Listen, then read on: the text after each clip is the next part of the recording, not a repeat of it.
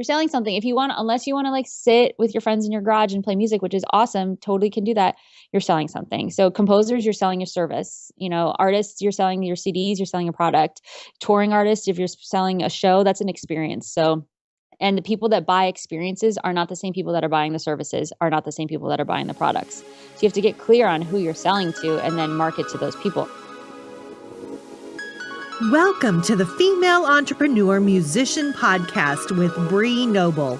Bree is a musician, entrepreneur, speaker, and founder of Women of Substance Music Radio and Podcast. Bree's interviews with successful female musicians and industry pros are both inspirational and informational. She also answers your questions about the music business. Bree is on a mission to help you create great music, connect with your fans, and grow your business, and to truly become a female entrepreneur musician.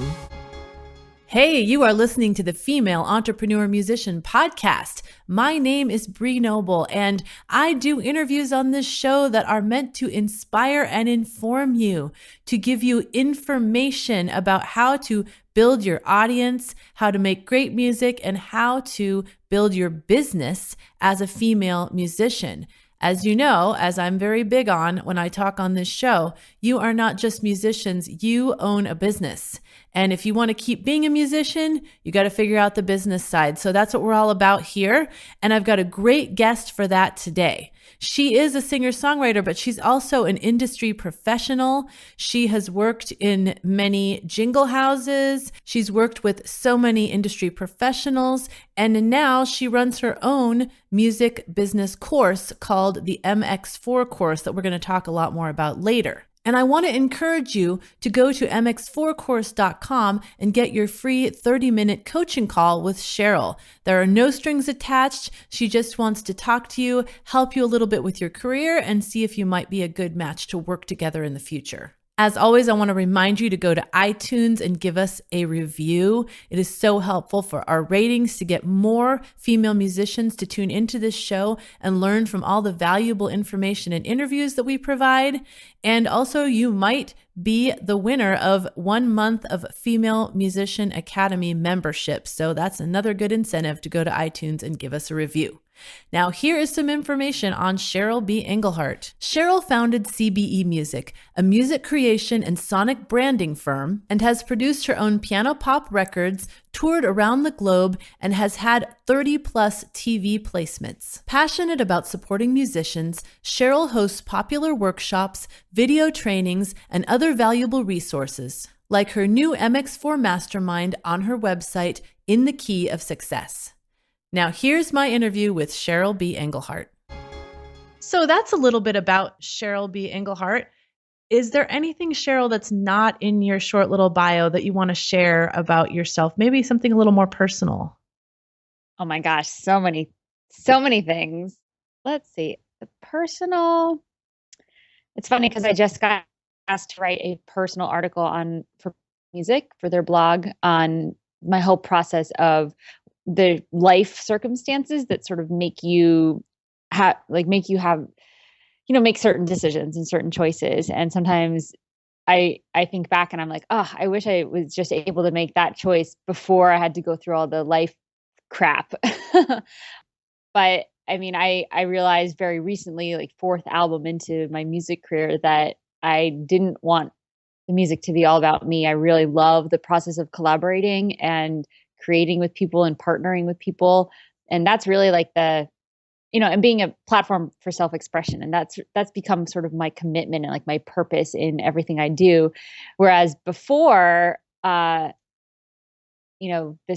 4th record, before it was kind of, I didn't even know it, but I kind of just wanted to do music to be cool. Like I was never the cool kid in high school. And I had I started a conservation club and I was in the drama club. And I realized I had this like very strong desire to be the cool kid, and it just like never happened. And I think that was kind of driving my music career for a while until like the coolest person in my world, who was also very musical, was my dad. He passed away a couple years ago. And that was the life circumstance that had me take a big look at like, wait, why am I doing this? I have no desire to do this anymore. He was the person I was trying to impress and be cool for. And like all these things sort of came up. So that's kind of like, it was a big shift. It was 2 years ago, and it had me like look at why I want to do music, if I still want to do music, and then like really what's a better, like more inspiring purpose behind like having a music career. And that's kind of what started me creating more musician resources and getting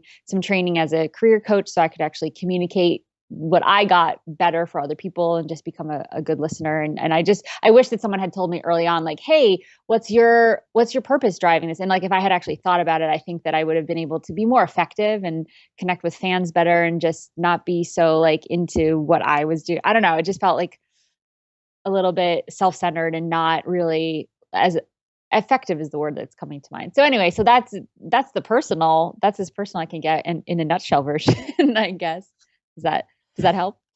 Yeah. Oh no, I love that, because truthfully, like, how long of a sustaining career are you going to have if all you really doing it for is to be cool, right? When you don't actually end up being the cool thing that you thought you were going to be, you're going to give up, right? Because you don't have that purpose, that driving purpose behind you.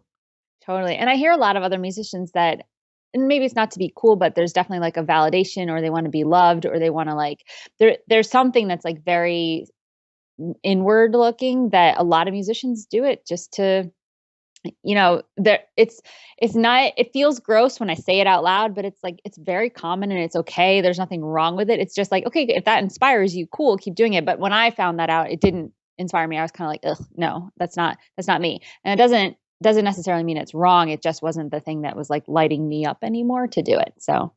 Right. And like you said, a lot of times you don't realize that that's your motivator until you really look inward. And so people are just doing it and not realizing that, oh my gosh, I'm doing it for this shallow reason. Like, do I still want to do it anymore?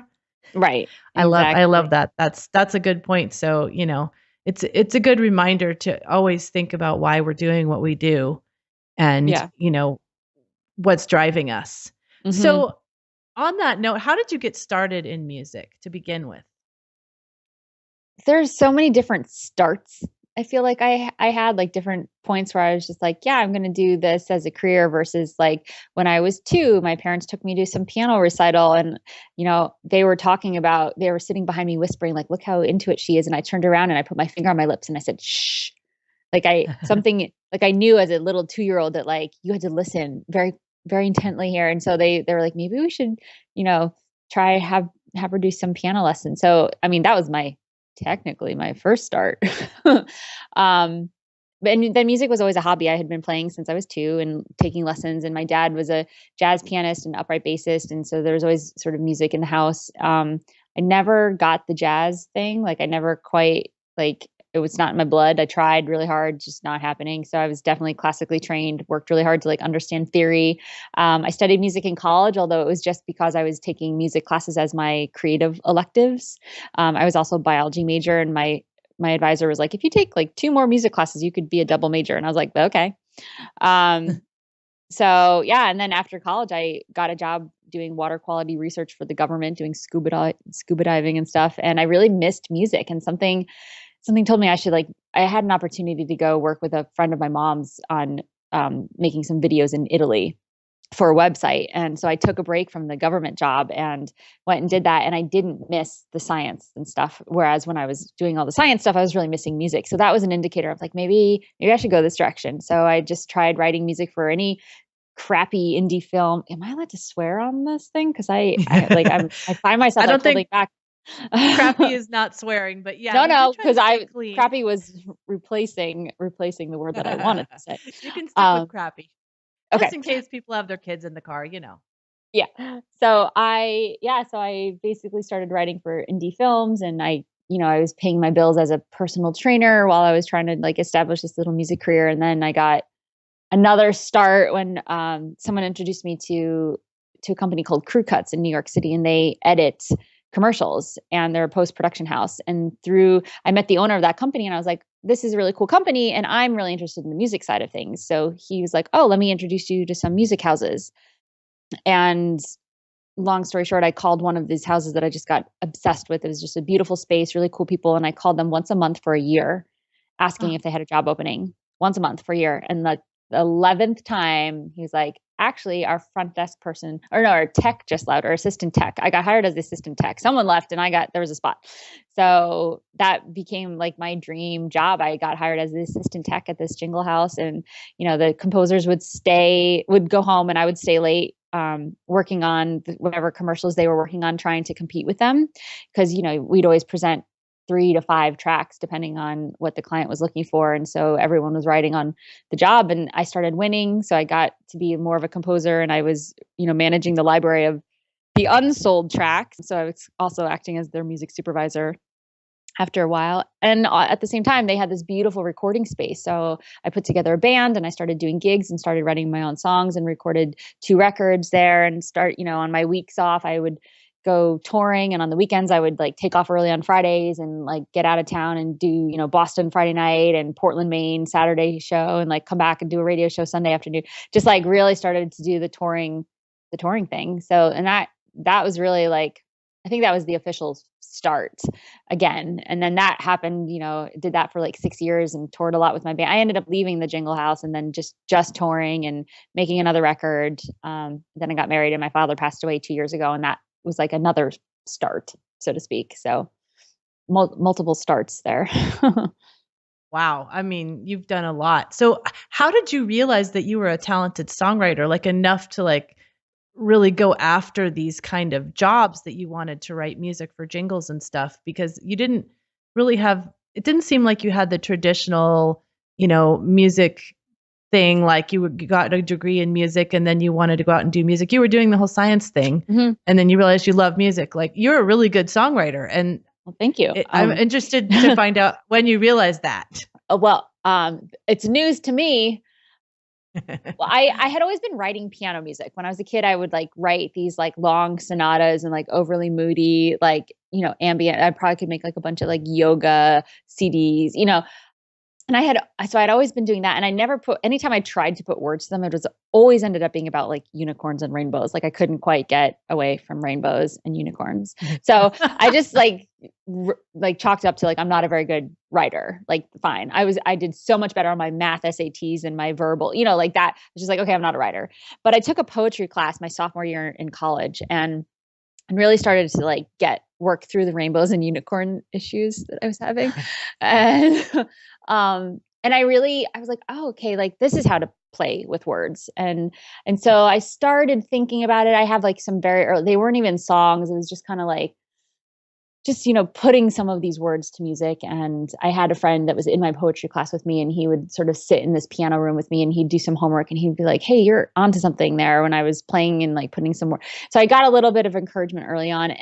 It actually doesn't feel very early, but I didn't actually write a first song that ended up on one of my records until a year after I graduated from college. I was on a cross country trip with 2 girlfriends of mine. Were driving cross country and back, and I started writing these songs and like singing to them in the tent. And like, I was like, okay, maybe I can do this songwriting thing. In college, the music courses I was taking a lot of music technology courses, and a lot of the video, digital stuff that I was learning, the examples were, okay, how do you work with digital video and digital music? And so a lot of the examples were scoring video so that you could get sort of both in this technology class. So I had always really liked the, partnering with something that was already created or someone else's idea that was a visual idea, and how to enhance that with the music. So scoring was always something that was like a byproduct of my tech interests, I guess.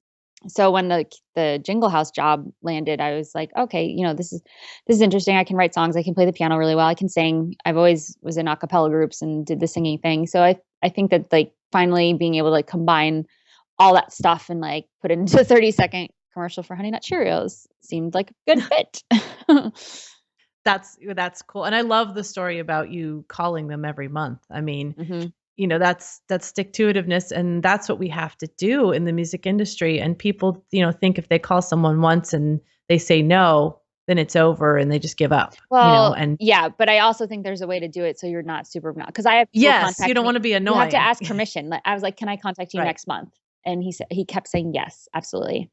And so like, especially if someone doesn't get back to you, this is something that I've learned is like, first of all, have you put in the opportunity for them, or are you just like, I'm a composer, listen to my music? Like, I get that all the time. I'm like, why? Just because I'm a composer? Like, I'm barely getting enough work for myself. I'm not going to hire you. And like, why are you emailing me? Like, you have to be very specific in your emails. Like, what's the opportunity for me? Like, what? Oh, you do rap and hip hop? Cool. I don't do a lot of that.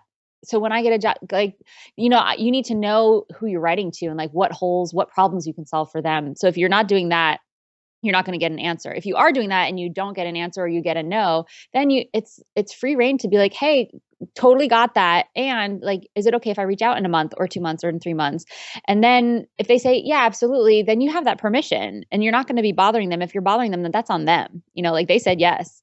If they're just like, no, this actually isn't in our field, or this isn't, I'm not interested, I never will be, then and you don't have to worry about like, am I bothering them or whatever? Because I know that was a thing for me for so many years, like how to not be a burden and how to not be like super obnoxiously like go-getter.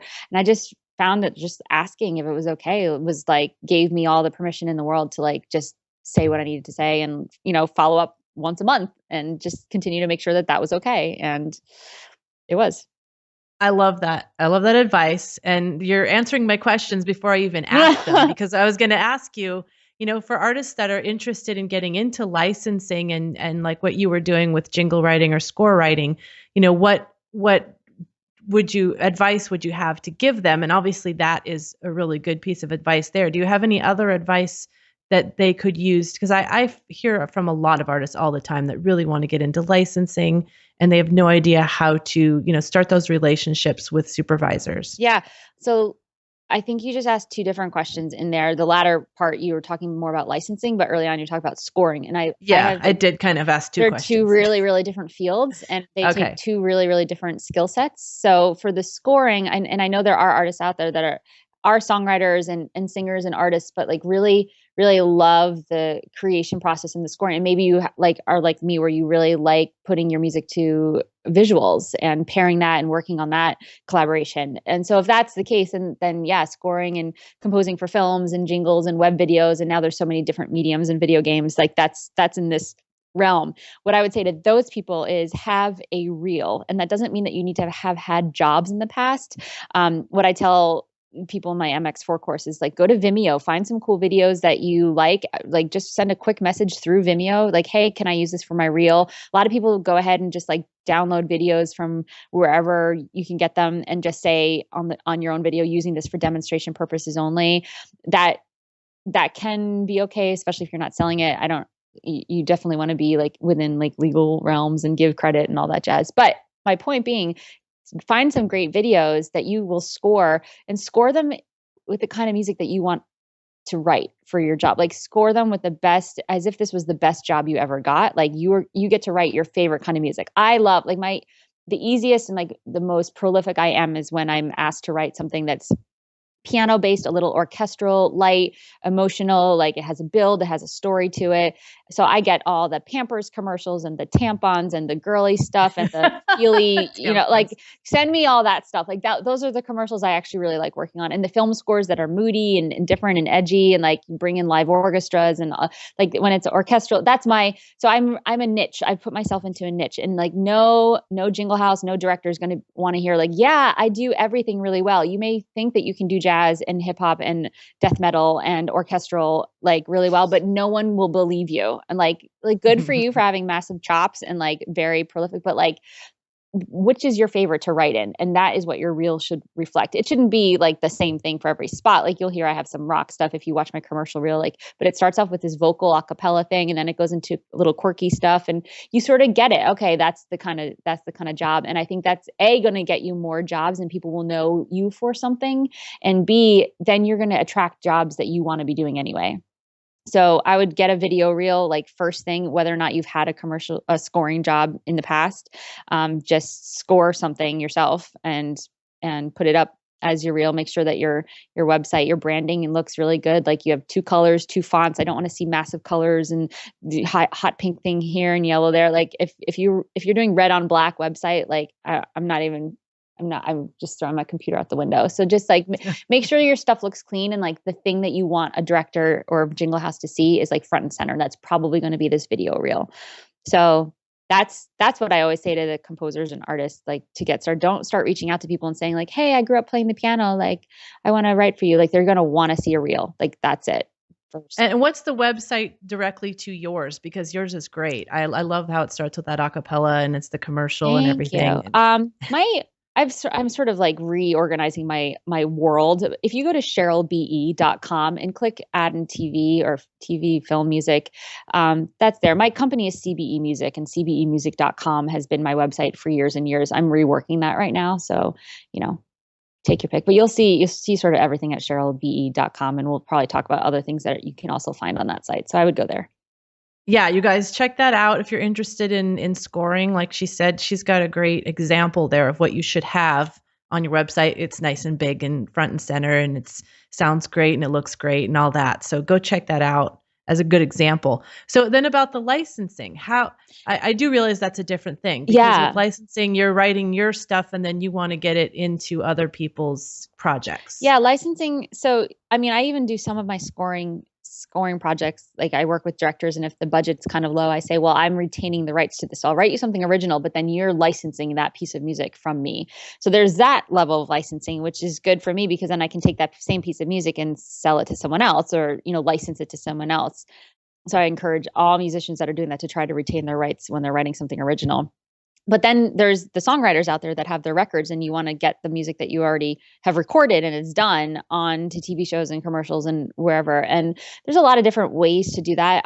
Because I used to work I worked at that editing house, Crew Cuts, before I ended up going to, there's a bunch of little like things that happen along the way before I actually landed in that year I was doing other things. So I met a bunch of editors that were editing commercials. And so I said, hey, I have these records that I did, or at the time it was only one. And now I go back to them and I was like, hey, I have new music. And they sort of put it in their catalog. And, editors are always trying to impress their commercial clients. They don't want to pull some Bon Jovi song that's going to look great, and then the client falls in love with it, and then they can't afford that to license that song. So it's in the editor's best interest to pull a song that is available and probably for way less than some famous songs. So if they have, the more material they have, the better, the better it is for you to get placed, better it is for them, better it is for their client, So I've gotten a couple placements that way, making more friends with editors and reaching out. And a lot of this is just FaceTime, like building relationships with editing companies. What's the problem they're solving? Oh, hey, do you only have famous music?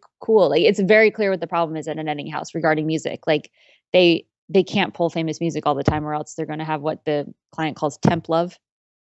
Mm-hmm. So, you want to avoid that. So that's the problem I solve for them.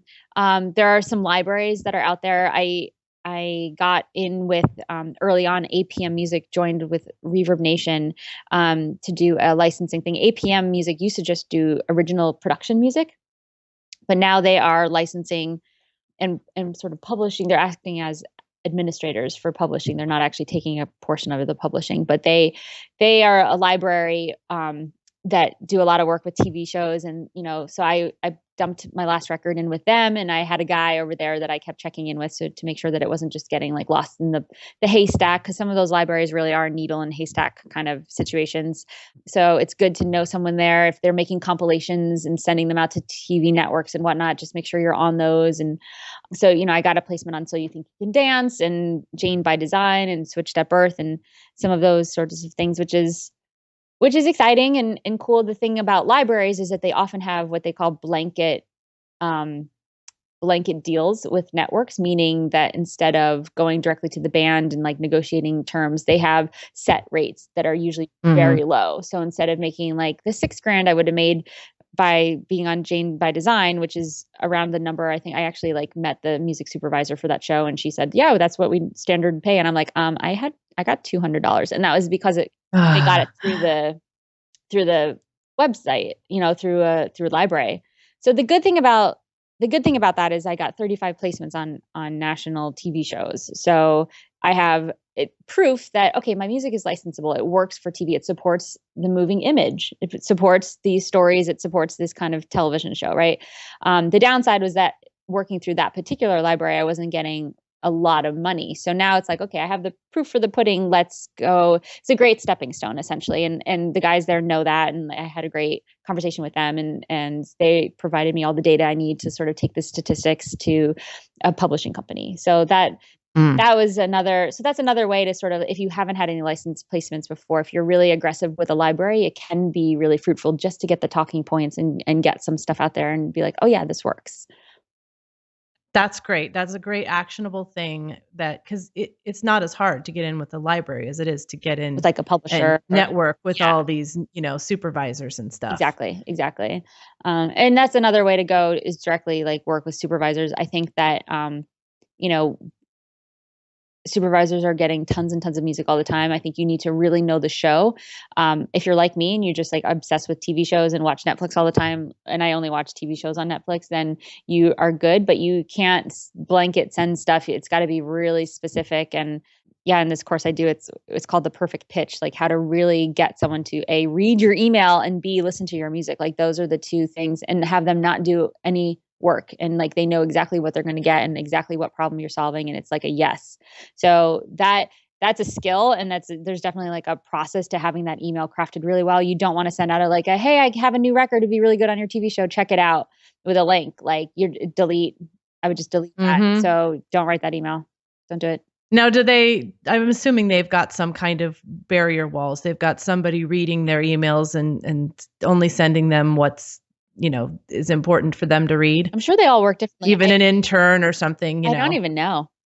Know. Everyone works. I would if I were them. Yeah. Because I get enough emails like that myself. Everyone works differently. I do know that. The guy that produced my most recent record that I haven't released yet, Scott Feldman, he was one of the music supervisors on Sons of Anarchy. And I actually haven't gotten a chance to pick his brain about that process yet, but I'm going to. So, he picks the best music. I've gotten so many great new songs by watching Sons of Anarchy. Yeah, I think he was the assistant. He's one of them. Like, there's definitely a team over there, from what I gathered from what he said. But I do need to pick his brain on that. He's got good taste. Yeah, for sure. Okay, so I want to talk to you a little bit about crowdfunding, because I know you're doing a crowdfunding right now, and you did one for your last album, One Up. And so I wanted to find out how that last one went, and, how your fans responded, and maybe, what you're doing in this one, maybe what you're doing a little differently than last time. Just a little synopsis. Yeah. In 2011, I did this one song a month. So you could sponsor a song, and then I released the record. Sorry, that was 2010. So it was a full year of crowdfunding, and then the record, each song then got remixed, and we put different instruments on and whatnot with that funding, and then released the record in 2011. So I did not want to go the Kickstarter route, because I wanted to have my own timeline.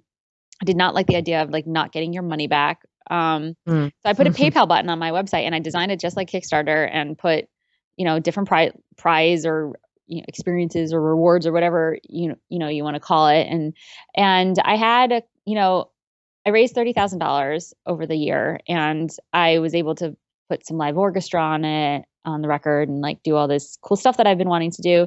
And a lot of that money was from surprise super fans that I didn't know I had. Like, I got $1,000 from this guy, and it was from Iraq. And I wrote him, and I'm like, thank you. And like, what, who are you? He was like, well, I don't know how he even like heard of me, but he was like, well, I stole a lot of music when I was in high school. So I feel like I need to like pay back all the music I stole. And he was like, and I also have nothing to lose. So he had sponsored a month that went towards one of the months where I hadn't written the song yet. Some of the songs were written, and it was just like, the February song is this, the March song is this. So I had started the song about long distance, because I'm at the time was in a long distance relationship, and now a long distance husband. And so I was writing the song about long distance, and I really put a like army wife twist on it for him specifically, and like was singing it to this guy in Iraq. It was a good turning point. And it actually, I remember when I got that money and I got his response, I started having a panic attack. I'm like, oh my God, like this is real. People are like expecting me to like create this. Like I can't fall through the cracks. Like this is for real. And okay. What song was that? It's called Memory. And I knew it. Okay. I love that song. That's like one of my favorites from the album. And I started thinking immediately, I bet that's the song. Yeah, that's the song. There's a line in the third verse. can you be all you can be? It's like pulling from the Army little tagline. There's like little hints of it. I mean, you get that it's like about missing someone in general, but then it's like how specifically, who is this person and like, what's the situation? And so it nods to him and to that whole thing. And so, and I was like, what do you want? Like the $1,000 letter level was like all these different like posters and like brownies. And he's like, yeah, I don't think you can send a brownie to me, but, I would definitely take a poster. I'll have the coolest bunk in the bunkhouse or something. It was really sweet. So, so yeah, that's an awesome crowdfunding story. I love that. Yeah, that was cool. So, and I had a couple other people that gave a little bit more, and then just like the couple, however many hundred fans that gave their like 10 to 20 that made a difference. So yeah, the super fans are really important. Those are the people that are like your angels that come out of the cracks that you don't know you have, and you don't know until you ask. Like I had this whole thing around like being a burden again. I have this burden thing, geez. But I mean, if I haven't read it yet and I need to, but I know that Amanda Palmer really nailed down the Art of Asking. That's the name of her book. And it's really just like, for me, the whole Kickstarter, pledge, music, all that, just it's an experience exchange. Like you're doing something cool that other people cannot be a part of because they're lawyers or doctors or have other kinds of lives. And you're giving them an experience, or you're actually giving them something in exchange. Like if you're giving them a poster, like they bought that. Like the guy bought $1,000 poster. Like it's not like a reward or donation or anything. Like there is something that you may not even know what that is, what they're getting out of it, but it's an exchange of some sort. It's an interaction and it's a transaction. So I've talked to a lot of musicians that feel really weird about like begging for money. No, that's a really bad context. Like, okay, if that's your context, definitely don't do it, because that's what it's going to land as. Right. It's going to sound like you're begging for money. So I'm doing a pledge campaign this time. I actually interviewed Benji Rogers for my course that I do in podcast, and he, they have such a really interesting story, and it's really musician driven, and I got a really good team behind me, and they're going to feature, and I'm actually, the article that I told you I'm writing for them, is like they're really interested in the story behind the writing, and I'm just like really aligned with how they're running the company. And I was like, you know what? Okay. Like their platform's all the way set up. I'm way busier now than I was 4 years ago. I don't have time to like recreate a platform essentially. So I'm doing the pledge campaign. It's pledgemusic.com/CBE, which is pretty easy. And it's right on the front of your website. It is on the front of my website. It's really, and it's interesting because it's harder when it's not just me. I'm wondering, like, it's been really slow to start. Right. And I haven't been featured yet. And I've been just doing like a push to my people. And I think that, I had sort of disappeared for a little while. So I'm trying to retell that story of like where I went, what happened in my life that had me come out on the other end and do this record. And so I think I'm reintroducing myself to my fans. And there's like a little bit of a learning curve there. Like, oh, we thought you were done touring when you got married and your dad died. Like we thought that and I did too. I actually was like, oh, I'm sort of done with the 8 years of like being on the road in a van with smelly guys, and like I'm over it. And I really like, I go to cafes and like coffee houses to see friends play, and I'm just like, oh, shoot me in the foot if I ever have to do this again. Like I'm really, really over a certain element of performing and like booking those kinds of over it. I'm also in my 30s, you guys. So if you're in your 20s, don't get discouraged by me being over it. Just saying. I agree. Me too. I'm over it as well, but I'm 43. So I deserve to be over it. Yeah. And I have 2 kids. Oh, there you go. So, but anyway, that all being said, I was just ready to like, I'm starting to give away a lot of control. It's one of the things that I've been like working on. And there's a lot of freedom in like not being such a control freak like me. This whole record being co-written, duets, like co-produced, like lots of people just don't want the cover photo to be about me. I'm having like a graphic artist friend, I'm like, here's the concept of the record. Here are the themes and the songs. Listen to it. What do you come up with? He came up with this gorgeous idea. So he's working on that and just sort of giving everything away. I'm like, why not the whole pledging process as well, or like the fan funding process. So let me give this pledge, see what they can do with it. They really guided me in setting it up and everything. So I'm just going to see where it goes. We've got a couple more things in our back pockets in terms of promoting it, and we've got a couple months left on the campaign. So I'm not too worried about it, but it's a slow process. I'm definitely not. I didn't even put in to raise all the money that I wanted to raise for this. I'm just like, it's a smaller goal. So just to kind of see, okay, what is it like to use someone else's platform? Because there's another trust level there. Like when I was going directly to my fans and they went to my website, clicked on my PayPal button and saw my email show up on their receipt, That's different than like going to, what's this pledge music? Who's taking my money? Like it's not Cheryl, but Cheryl's on the page, but it's not. So I think that I think that's a little bit of a barrier. So I just have to work around that, I think. And you do have to give up a little bit. I'm sure they have fees, to pledge music. Yeah. But on the other hand, you didn't have to build that whole thing either. Mm-hmm. And so percent. how does it work in relation to like Kickstarter? Do you have to reach your goal or? I didn't think you had to, but then I'm seeing some notes in the back end. Like I actually am not clear on that. I don't think so. I think that's one of the reasons why they started it, but I think you have to hit a certain point. I'm not really sure. I do know that you can extend it and keep extending it and keep extending it. I mean, I know people that have had pledge things for like hundreds of days. And I mean, mine was set up with the 60-day thing, but I'm definitely going to extend it. My record's not even going to be released by the end of it. So it's like, I can keep doing that. So I actually need to check in with that because I'm like, wait a second, I need to get that out. And have you written the songs yet, or are you still in process? The record just got finished mastering. It's done. Oh, so you really have. Okay. Wow. Yeah. So we're done. I'm starting October 1st. I'm starting like a big PR push. I am actively talking to publishing companies about getting on board with like a hardcore licensing pitch. We're not going to release the record until January 15th of 2016. All the pledgers will get the record end of October. So now that's a cool incentive. I like that. Yeah. So everyone that wants the record can pre-order it and, for the standard $10 to get a record, and they'll get it by the end of October. But, releasing it nationally and internationally and like digitally and like putting it everywhere, then you only get one release date. So to use the tracks, especially for licensing, the goal of this record is licensing, right? I wrote a bunch of these songs with other people that are very successful in licensing, like Ari Herstand and Toby Lightman and Brian DeVoe. Ooh, Toby Lightman. Love her. Yeah. So we have there's some great artists on here, and they all we're in very similar places. Some of them are touring more than others, but like we are all like really focused on licensing. And so we want to be able to use that. This is unreleased. This can be an exclusive, like first listen essentially on your TV show. Like that, there's some leverage there that we're trying to leverage. So words. Yeah. Cool. That's awesome. Well, thanks for all that information on your Kickstarter. I think or your crowdfunding. It's really, really helpful to a lot of people that listen to the show that want to do a crowdfunding campaign. So I want to talk about your mentoring mastermind program. But first I wanted to ask you, did you have a mentor that really helped you along the way? I had a couple of people that were really helpful in very specific areas.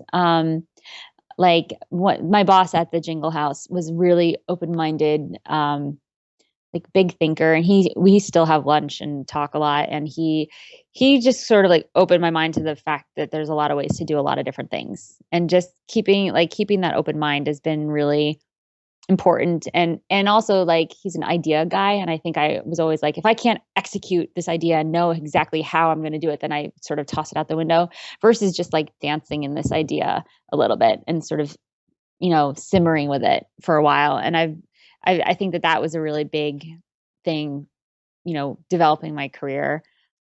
There's an Emmy-winning composer who's also a career coach, Michael Whalen. He helped me a lot, especially more recently, more around after my father passed away. He really helped me in like choosing music and like looking at like why I was doing it. And I think that was a big turning point for me, and getting really clear on like what I'm trying to say and how to be authentic around that. And then from the beginning, Rob Mathis, who is a genius composer and arranger. He was just from my hometown, so I just knew him from various musical things there. But he arranged and orchestrated all of Sting's orchestral record, and he was the musical director for Sting's The Last Ship, his Broadway show that just closed. And he arranges the Kennedy Center Award on all that stuff. So he does a lot of bigger stuff, but behind the scenes. And I feel like my career is sort of going that way as well. Like I do love that kind of arranging and like bigger music. And he puts on a Christmas concert every year of his original music. Like he's religious and has this huge body of work of Christmas music.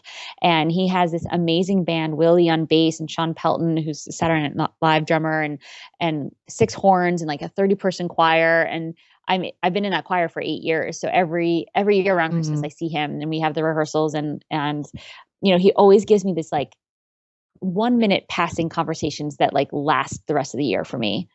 And like the concert after my father passed away, I told him, and, he had met my dad at these shows and whatnot. And he was like, so you kind of lost your audience, huh? And I was just like, that's exactly it. He's like, yeah. And he told me that for him, that would be, I think he said his grandmother. He's like, I'm writing for, like, yes, you have your fans and your mother and your cheerleaders that you have, but like there's that one person that's like, that's your audience. And to just be able to like acknowledge that and get that was normal. And like, it stuck with me. And he was like, and your dad's going to want you to keep writing, just so you know. And I was like, oh, okay. So I think that my mentors have been very, sort of bigger picture kind of mentors. I mean, I loved my college professor, David Borden, who was very technical and like was friends with Bob Moog and, just really had me appreciate like the beginning of music technology in a way that like has me really super dorky when I talk about it. Also, I have like this whole like female and technology thing that is going on in my head.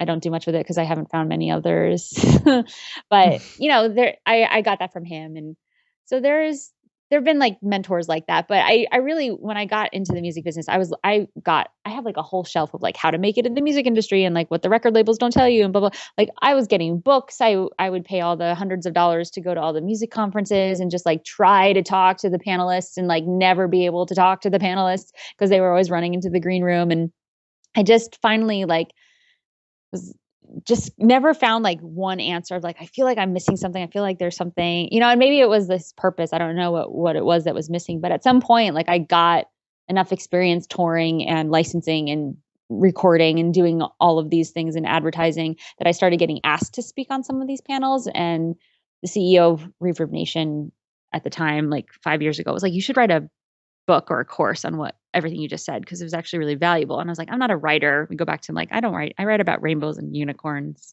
Come on. And I turned it into an e-course, and that e-course did really well. And I turned it into like a live workshop. And then I started really listening. I started getting a lot of the same questions from the e-course, and I started answering the same stuff. And I started taking polls at the conferences I was giving workshops and just asking songwriters and musicians, like, what are you struggling with most? And the answer is consistent. Like I've had hundreds of responses to this poll, and it's like 50%, 20. There's 3 answers that always come out, and one of them is 50%. I need more connections. 25% is I need more money, and 25% is some combination of I don't know where to start. I don't know how to market myself. I don't know what my message is. Some sort of I don't know. So the connections thing just really blew me away. I'm like, oh, everyone here, or 50% of everyone that I talk to in the music industry thinks that they need someone else to find them. And so that's why I started this MX4 course, which is the marketing, branding, money making, mentorship mastermind. Because once a week we have an interview with a music business expert, like Emmy winning composers or heads of record labels, or like Tina Schaefer, Judy Stakey, like Benji Rogers of Pledge Music. He was one of them. And just people just being very generous with their time. And the participants in this course, there's only between 5 and 10 in any given course. They get to ask the questions that you would want to ask these panelists. Essentially, they're the people that are on the panels, right? So here's your connection. And in the course, you actually get that you don't need them. I mean, it's not that you're not supposed to go network and make relationships and, the way I'm talking to editors to place my music and stuff. It's not about that. It's more about taking the desperation out of, and that it's you take the blinders off. Like, I think you do need them, but not in the way that they think. Right. And exactly. And then you can generate your own income and you can generate your own successes. And it definitely doesn't take a label to do that. So did I ask? Yeah, it's funny because I did a similar survey before I started the Female Musician Academy, and same thing. Like I got almost the exact same results you did. And I had like 135 responses or something. And yeah, they all think that they need the connections. They need the decision makers. They need someone to quote, see them, Yeah. Or hear them. Right. But you don't. And so what do you, it's a 6-week course, and I love that it's like so small and people can, really ask their questions and stuff. What do you do with people in the initial 30-minute call that you do with them to kind of see if it's right for them? Yeah. Well, so yeah, I offer a 30-minute free coaching call with me, and my intention is that they get value out of the call, whether or not they want to sign up for the course. So it's not just a sales call. The first part of the course is sort of the call is just, I want to hear where they are now. And then I ask them where do they want to be? If I had a magic wand and I bopped you on the head with it, poof, you have the perfect music career. What does that actually look like without worrying about money or how to get there? Just what is your ideal? And usually they're really, really different.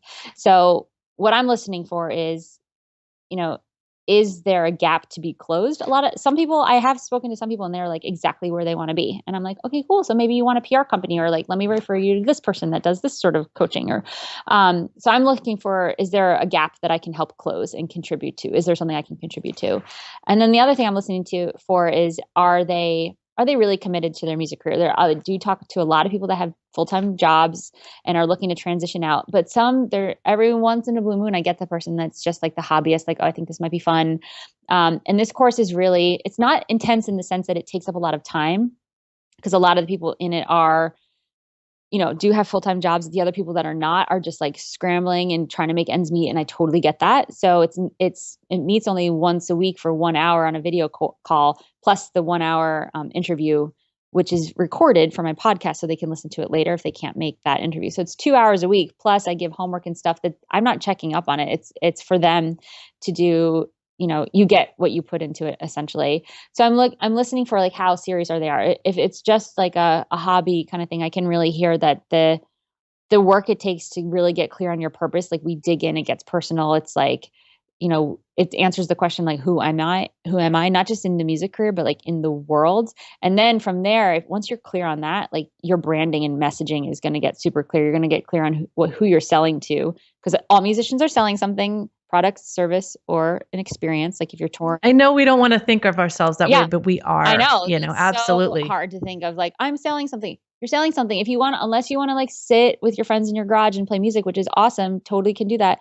You're selling something. So composers, you're selling your service. Artists, you're selling your CDs, you're selling a product. Touring artists, if you're selling a show, that's an experience. So, and the people that buy experiences are not the same people that are buying the services, are not the same people that are buying the products. So you have to get clear on who you're selling to and then market to those people. Are they hanging out? Where are they hanging out on social media? So we do that.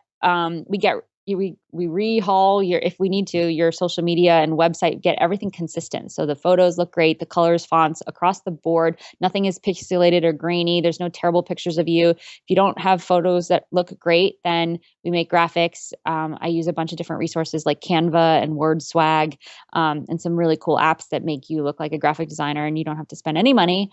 So we do all of that in the next couple of weeks after we get this purpose and the message clear. And then we have a couple of weeks where we're taking on money, looking at all the different ways to make money, what you need to have set up in terms of your performing rights organization, Sound Exchange, where you need to be registered so that you can make money once you get the licensing deals, how to do the outreach, how to really pitch. We look at the streams of income that you currently have, if you have any, and then we look at how to make more, and we just take the blinders off. And there's some ideas that you have that you never thought you would have. I've had people that their goal for the course was to make $1,500 in music by the end of the course, and they did it within the first 5 weeks. It's just kind of go time. It's all results driven. The whole course is about results and big goals. And the someday it would be so nice if we take that and put that into 6 weeks. And then by the end of the course, we have all these structures that we put in place, like calendars and accountability teams and things that will really help you so that you don't need to take another course or buy another book. This is in place and you have access to this, you have a private backend website. So you have all the materials and me as a resource and all these people that you spoke to throughout the course. And it's a good little community that also throughout the whole thing, each week you get an accountability partner with someone else in the course. And so you're both giving each other feedback. You're also cross promoting each other once a week. So you have someone else, totally new audience promoting your stuff on Twitter and Facebook. So each week you get a new partner where you're going to post something for them. They post something for you, and you sort of grow that way as well. So that's really cool. And I love that collaboration that you have in the social proof and stuff that you're implementing in there. Yeah, it's really fun. I'm in my 5th course right now. It happens every 2 months, and it's the first thing where I really get to combine everything that I know plus everything I don't know. Like, I don't know about this. I'm going to call Benji Rogers and ask him to talk about it. I don't know about this. So I'm learning, I'm sharing. My friends are telling me, like, since you started the MX4 course, you've been more productive in your own music career than I've ever seen. It's holding me accountable. It's really lighting me up. And I think it's really valuable. I'm really excited about it. Yeah. That is awesome. Well, I hope you guys, our listeners, have heard how knowledgeable Cheryl is and how much great experience she's had and what she wants to share with you guys. So if you want to go get your 30-minute free coaching call about your career, I want you to encourage you to go do that. And where should they go? mx4course.com. mx4course.com. Yeah.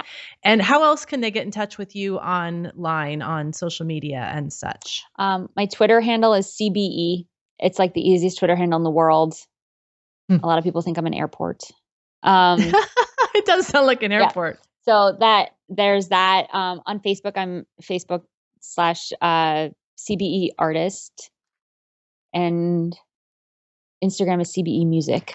They weren't all available at the time. You wonder who's taking them, huh? There's a few of mine that I had to be Bree Noble Music, and I'm like, who's the Bree Noble that took mine? Generally everything CBE music works. Like Google, and there is a Facebook page. My old fan page was CBE music. You can still go to that. My old website is CBE music. All that stuff still works. So you can find me anywhere CBE music other than Twitter. Twitter is CBE. That's the simplification. But on all my websites, including mx4course.com and cherylbe.com, I have links all over the place to email me personally, and I'm super down with that. So awesome. So you guys go check that out and go to mx4course.com and get your 30 minutes with Cheryl. I know it will be valuable for you. And Cheryl, I want to thank you so much for spending this time with us today and sharing your wealth of knowledge over the years. My pleasure. Thank you for having me. This has been great. And I'm super psyched about what you're doing too. You've got so much good stuff going on. So it's really great. Awesome. Thank you. Thanks a lot. Now go out and make great music, connect with your fans, and grow your business. Female Entrepreneur Musician has been brought to you by FEM29.com and FemaleMusicianAcademy.com. With editing by Jen Eads of 317 Sound Design and music by Stella Ronson.